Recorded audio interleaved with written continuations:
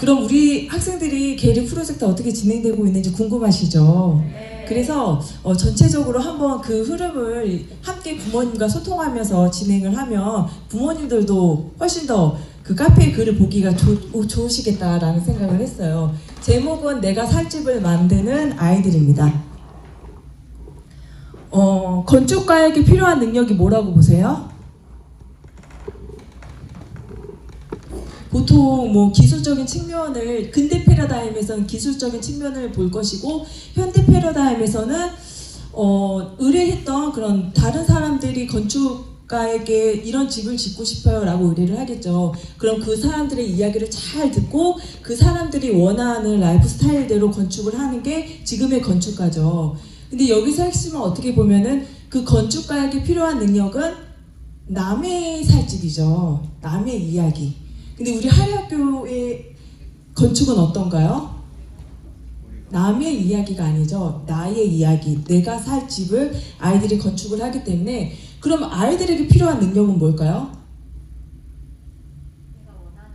나를 발견을 해야 되겠죠. 그리고 우리가 함께 어떤 공간을 만들어 갈지 그것에 대한 충분한 고민이 있어야지 계리를 건축하는 과정 속에서 그런 이야기들이 그런 스토리들이 오갈 수 있겠죠. 그리고 그런 능력이 필요하겠죠. 그래서 어떻게 보면은 남의 삶이 아니라 오히려 이 계르 작업을 하면서 선배들이 살았던 그 이야기들도 듣고 지금 그 계리, 우리 같은 경우에 동준이 우리는 그 계리의 어렸을 때 추억이 다 고스란히 녹아져 있거든요. 그래서 사실은 교수님보다도 그 학생들이 눈치를 알았어요. 교수님, 이 계를 꼭 살려야 돼요 라고 얘기를 한 거였었거든요. 그런 선배들의 이야기도 듣고 함께 건축을 하면서 앞으로 이 공간에서 만들어갈 그런 상상도 해보고 그런 공간이 지금 계리의 작업의 지금 출발점이라고 보시면 됩니다. 그래서 지금 우리가 단순하게 생각하시기에는 그냥 계리를 해체하고 뭔가가 뚝딱뚝딱 만들기를 하고 있구나 그렇게만 생각하실 수 있어요. 그런데 그런 거는 교수님께서 앞에서 계속 얘기했던 근대 패러다임에서 아직도 벗어나지 못하신 사고이시겠죠. 그 과정을 통해서 우리 아이들은 저는 아이들에게 글쓰기를 했을 때 가장 중요하게 생각했던 것이 무엇이냐면 어떠한 주제를 던지고 글을 한번 써봐라 라고 얘기를 했는데 그 글에 자기가 다 하나도 없는 거예요. 멋들어진 글. 요즘엔 네이버에 몇 번만 검색하면은 멋진 글들 수두룩하죠. 그런 이야기들. 그래서 제가 학생들한테 이야기했던 것이 그런 글들은 너희들에게서 읽혀지는 게 아니라 우리 부모님들도 읽는 사람들도 네이버로 검색하면 돼. 근데 너희들에게서 읽고 싶은 것은 그런 글들이 아니야. 너의 이야기를 듣고 싶은 거야. 그게 가장 특별하고 그게 가장 독특한 이야기야. 정말로 그 안에서 우리가 논문 주제를 재작년에 정하면서 몇 달이 걸렸어요. 거의 3, 4개월을. 그 안에서 내가 하고 싶은 이야기를 끄집어내는 게 그게 그렇게 힘든 거예요. 단적으로 이제 저도 이름 막 명명하겠습니다. 홍지연이. 제가 이제 한 명 한 명 논문 제목을 정해 오라고 했는데 못 정해 오는 거예요. 아니면 거창하게 이상적인 거. 그래서 너가 지금 관심 있는 게 뭐야? 라고 질문을 했죠. 잘 모르겠대요. 그때는 어린 홍지연이에요. 그래서 주변 친구들에게 물어봤어요. 너희들이 생각하기에는 지연이가 뭐가 제일 관심 있는 것 같아? 옷인가요? 라고 얘기하는 거예요. 그래서 그럼 지연아 너는 정말 옷이 관심이 있니? 옷을 좋아하긴 하는데 그거는 아닌 것 같아요 라고 얘기를 하더라고요. 그러면은 너가 관심 있는 것을 곰곰이 생각해봐. 그게 몇 주가 걸렸어요. 그리고 그냥 무심코 던진 말이 스트레스였어요. 좀 스트레스가 있어요. 그거를 저는 제 역할은 그거를 캐치를 하고 그거에 대한 의미를 발견하는 거였었거든요. 그래? 그럼 스트레스에 대해서 한번 우리가 글을 써보자 라고 했을 때 지연이는 어떻게 보면은 그냥 한번 쉽게 내던진 말이지만 제가 지연이한테 얘기했던 건 뭐였냐면 너는 무식 던진 말이라고 생각하겠지만 그것들이 너희 무의식 속에 의미가 있는 단어들이기 때문에 거기에 깊게 한번 들어가 보자 라고 했을 때 지연이가 좋은 아이디어를 갖고 논문을 쓸 수 있는 시작이 됐었어요. 그래서 지연이 논문은 일반 학교 아이들과 대안학교 아이들의 스트레스를 조사를 했었었는데 어떠세요? 대안학교에 다니면 스트레스가 없고 해피하고 얘네들 맨날 자유로워요 라고 얘기하면 그 말이 텍스트로 그 자체라고 생각하시나요? 그렇지 않죠.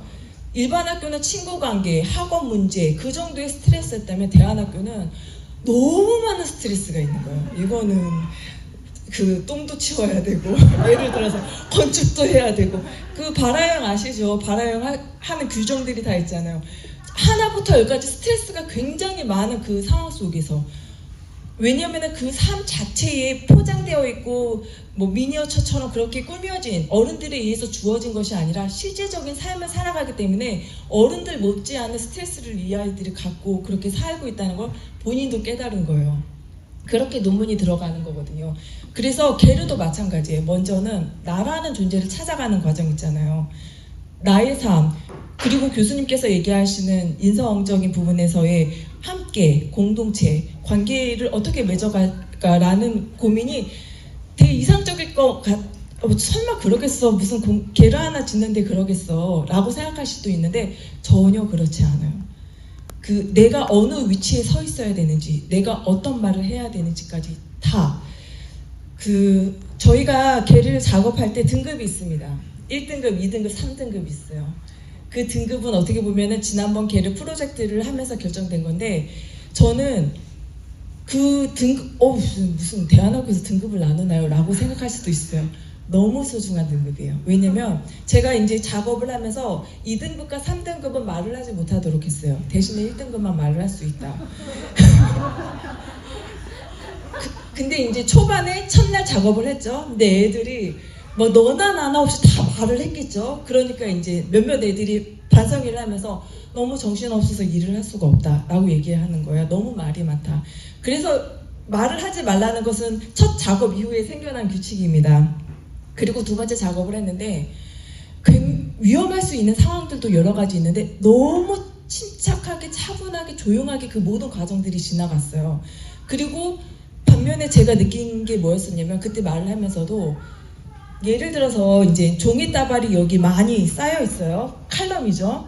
그리고 이제 저는 아니었지만 성민이가 교육부니까 누구누구야 불러요. 칼럼을 들고 그러면 뭐를 생각하시겠어요?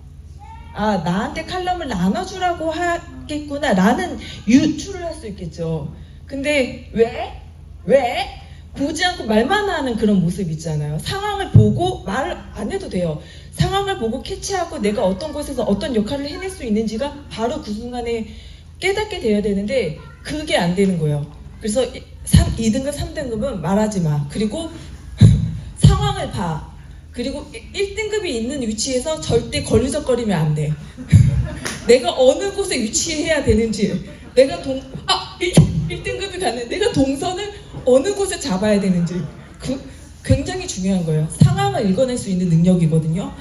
이게 질적 연구자에게는 가장 큰 능력이에요. 상황을 그 자체로 읽어낼 수 있는 거.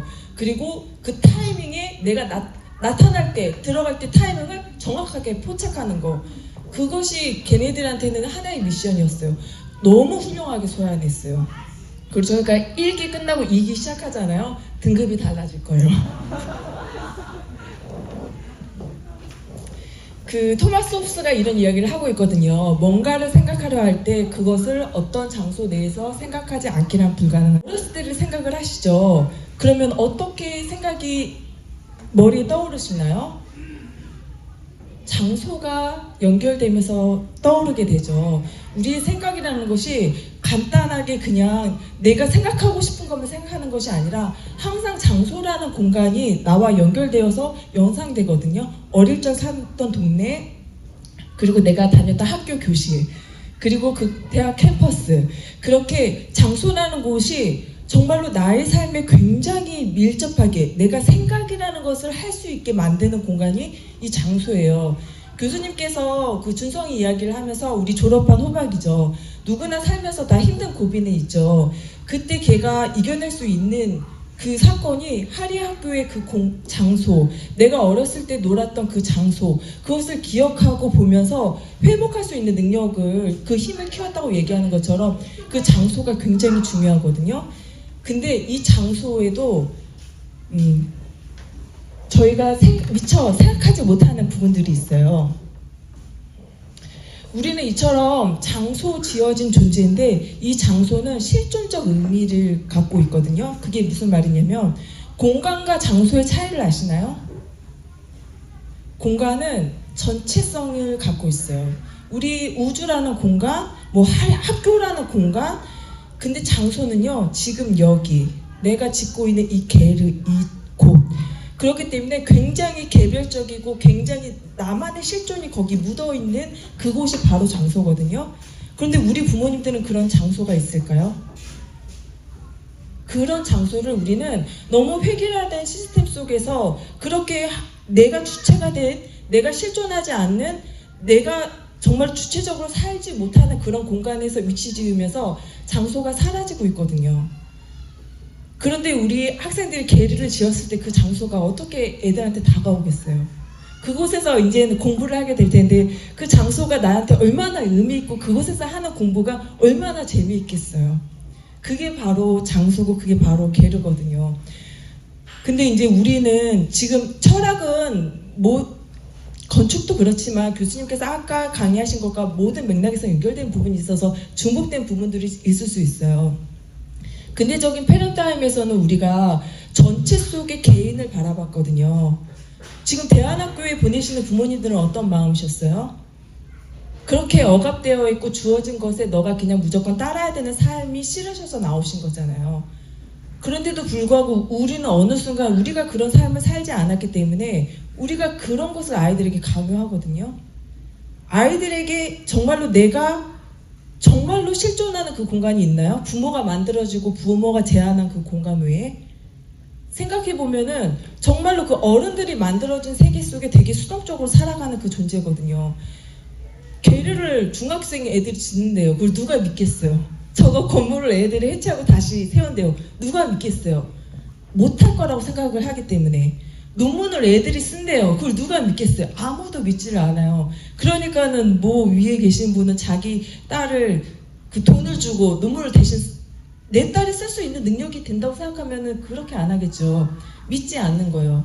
그런데 우리 아이들은 부모님들이 생각하는 그것보다도 또 훨씬 더 특별하고 훨씬 더 많은 능력을 갖고 있는 부분이 있죠.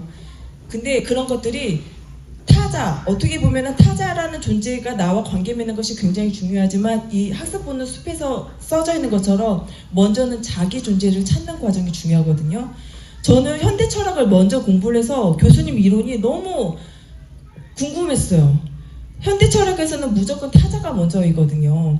근데 교수님은 계속 주체를 얘기하시고 주인된 삶을 얘기하시고 저기 학습본능 제일 먼저도 자기를 찾는 과정이라고 하시니까 아니 교수님 요즘 그거 아니에요 라고 얘기를 했었었는데 근데 제가 현대 철학까지 끝까지 공부하고 나서 결론 깨닫게 되는 것은 결국에는 자기를 찾는 과정이 먼저 필요하구나. 그때 두 번째 말씀하신 책의 내용이 뭐냐면 그때 비로소 다른 사람을 받아들일 수 있는 준비가 되어지는 거예요. 근데 이제 우리 부모님들은 아이들이 자기를 찾기도 전에 부모님을 이랬으면 좋겠다. 얘는 꿈은 다른데 부모님의 꿈을 그리고 이제 어떻게 보면 주변에 그런 강제된 그런 삶을 살아갔을 때는 오히려 자기를 잃어버린 그래서 저희 하리학교의 전체적인 흐름이거든요. 자기를 먼저 찾고 타자와 함께 타자를 발견하고 그리고 관계 맺기. 제가 지난번 철학 특강 때도 1단계, 2단계, 3단계가 이거였었어요.